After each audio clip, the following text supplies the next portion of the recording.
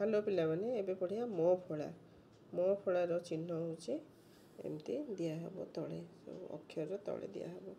କରେ ଯଦି ମ ମିଶିଲା ଆମେ ହେବ ନ, ତରେ ଯଦି ମ, ଯେମିତି ଏଇ ମକୁ ଆମେ ଏମିତି ମ ତଳେ ବି ଏମିତି ଲେଖିବା ପାରିବା। ତାର ଉଚ୍ଚାରଣ ସମାନ ହେବ ମ ଆଉ ମ। ହରେ ଯଦି ଆମେ ମ ମିଶିଲା ମ। ସେମିତି ଶବ୍ଦ ଆମେ କ'ଣ ଲେଖିପାରିବା?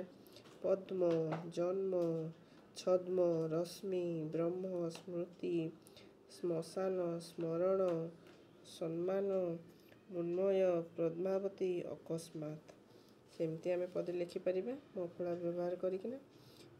ଗୁରୁ ବ୍ରାହ୍ମଣ ପିତା ମାତା ସଭିଏ ଆମର ଦେବତା, ସ୍ମରଣ କଲେ ମହେଶ୍ୱର, ଆତ୍ମା ହୋଇବ ଭବପାର। ଫୁଟିଅଛି ପଦ୍ମ ଫୁଲ ସରୋବର ଜଳେ, ଆସରେ ତୋଳିବ ପଦ୍ମ ମିଳିଣ ସକାଳେ। ପିଲାମାନେ ବୁଝିଲ? ବାଏ।